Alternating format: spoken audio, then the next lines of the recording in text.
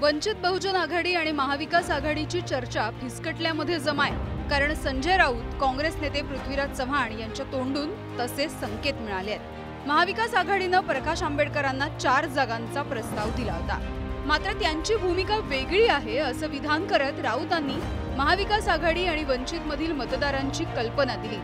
तर वंचितला सोबत घेण्यासाठी 2 महिने खूप प्रयत्न केले असं पृथ्वीराज चव्हाण यांनी म्हटलंय। त्यामुळे वंचित सोबतची महायुतीची चर्चा फिसकटल्याच्या चर्चांनी आता जोर धरलाय। वंचित बहुजन आघाडी म्हणजे माननीय बाळासाहेब आंबेडकर, आम्ही त्यांना महाराष्ट्रात 4 जागांवर त्यांनी लढावं, त्यांनी आम्हाला सूचना केलेल्या। हुकुमशाही विरुद्धच्या लढ्याला, संविधान वाचवण्याच्या लढ्याला बाळासाहेब आंबेडकरांच्या आमच्यात असण्यानं गती आणि बळ नक्कीच मिळालं असतं। पण मला अजूनही खात्री आहे की सगळे प्रमुख नेते एकत्र बसतील आणि ते पुन्हा माननीय बाळासाहेब आंबेडकर यांच्याशी चर्चा करतील। वंचितने काही ठराविक ठिकाणी महाविकास आघाडीला पाठिंबा द्यायचं ठरवलेलं आहे। त्याची ती वेगळी संघटना आहे, त्यांनी काय निर्णय घ्यायचा ते ठरवतील। आम्ही खूप प्रयत्न केला, 2 महिने त्यांच्याशी चर्चा चालू होती। त्यांनी मताचं विभाजन होऊ देऊ नये, मोदींच्या विरोधातल्या मताचं विभाजन होऊ देऊ नये अशी आमची प्रामाणिक इच्छा होती, पण ते होताना दिसत नाही। मुंबईमध्ये शरद पवारांच्या निवासस्थानी महाविकास आघाडीची बैठक पार पडली आहे, मात्र वंचितला या बैठकीचं निमंत्रण देण्यात आलं नव्हतं। तर दुसरीकडे अकोल्यामध्ये वंचितच्या जागेवरती काँग्रेसकडून अभय पाटील हे मैदानामध्ये उतरण्याची शक्यता आहे। त्यामुळे आता महाविकास आघाडी आणि वंचित एकत्र न येता वेगळी चूल मांडणार असं निश्चित मानलं जात आहे। आमचे काही जे मित्र पक्ष आहेत त्यांच्याशी पण चर्चा चाललेली आहे आणि त्यांनाही कसं सहभागी करता येईल हा एक प्रयत्न सुरू आहे। प्रकाश आंबेडकर साहेबांसोबतही चर्चा चाललेली आहे।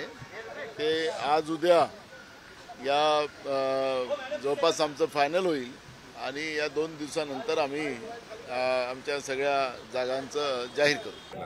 नाही, आजची सिल्वर ओकची बैठक ही आघाडीतल्या प्रमुख पक्षांची आहे आणि त्या बैठकीमध्ये पण माझ्या माहितीनुसार वंचितला अजून किती जागा देता येतील वाढवून, आता तर 4 जागांचा पर्याय त्यांना दिलेला आहे।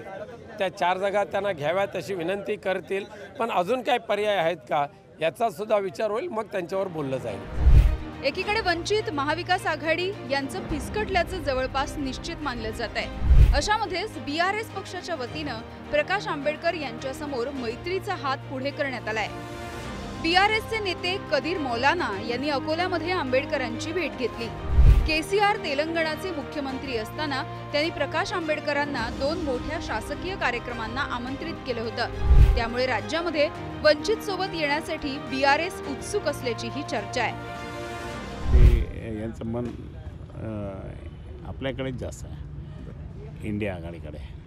प्रकाश आंबेडकरांची थोडी नाराजी आहे, ती दूर करण्यासाठी प्रयत्न विशेष ते करतात। आमचे हायर नेते सगळे करतील ते। अरे काय नाही, प्रकाशजी आपल्याबरोबरच आहे, कारण त्यांचं उद्धव साहेबांच्या बरोबरचं नाते खूप जबरदस्त आहे। 2019च्या लोकसभा निवडणुकीमध्ये वंचित बहुजन आघाडी स्वतंत्र लढली होती। त्यावेळी काँग्रेस राष्ट्रवादी आघाडीला 10 जागांवरती फटका बसला होता। त्यामुळे आताही वंचित सोबत आघाडी न झाल्यास याचा महाविकास आघाडीला फटका बसणार हे निश्चित आहे। परिणामी महाविकास आघाडीच्या नेत्यांचं टेन्शन वाढणार हे नक्की। ब्युरो रिपोर्ट, पुढारी न्यूज।